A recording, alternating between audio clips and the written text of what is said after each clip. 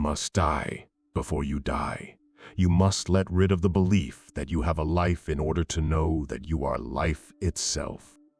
This is my favorite topic because it is by far the most transformative spiritual experience.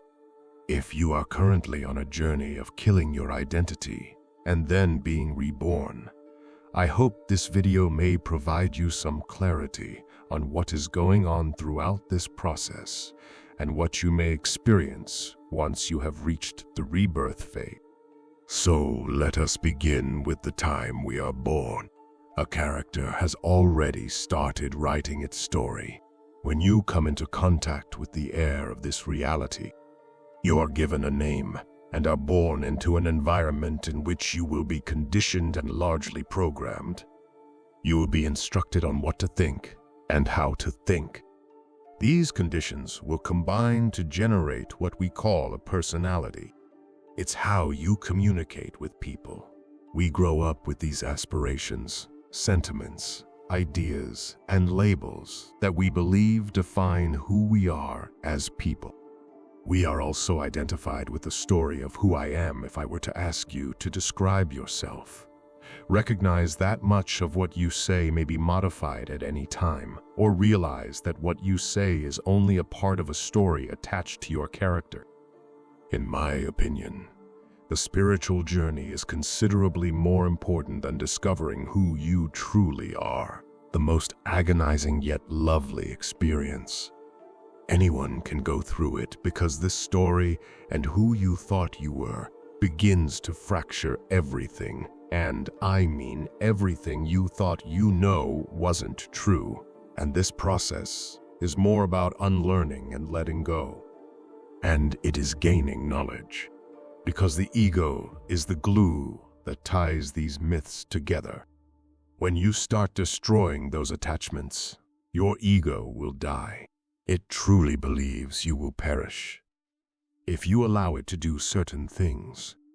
This is why there is so much opposition on this road.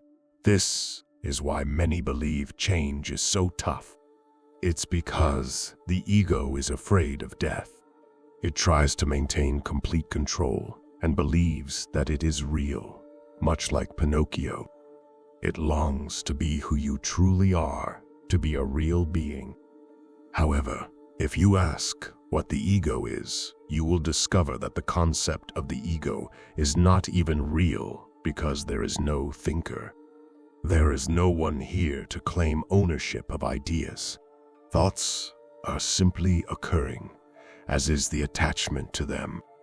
It creates the illusion that those thoughts are yours and that you are thinking them. So that notion of thinking has been formed, but the ego is another story.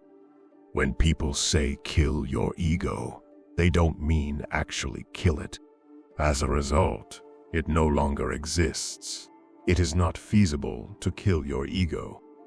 It's more about disassociating from it so that it no longer has hold over you.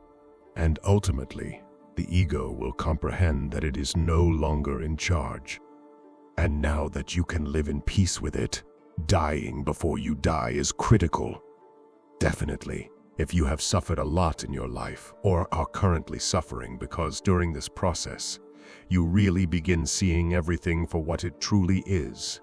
Ask yourself right now without thoughts, what else is left without labeling and judging everything? What's left without trying to create what you think this moment should feel or look like? What's left, and you can't really experience what I am pointing to with any language. The truth is that there are no words or explanations. Simply look around and be present. What remains is, what is it, is what it is.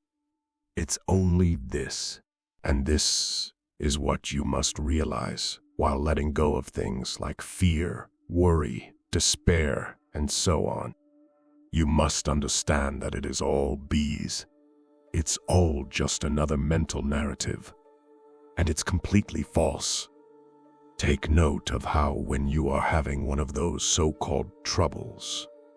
Let's use fear as an example, because it's the root of all emotions. As fear rises and that feeling in the chest arises, Stories of what might happen begin to race through the mind.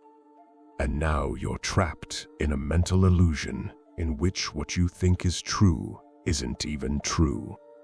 How is it possible for me to adore and hold a spider in my hand? When you come too close to one, you stress out and go into fight or flight mode. You start sweating and experiencing flashbacks, and you can't even watch Spider-Man movies anymore. That's how frightening they are to you.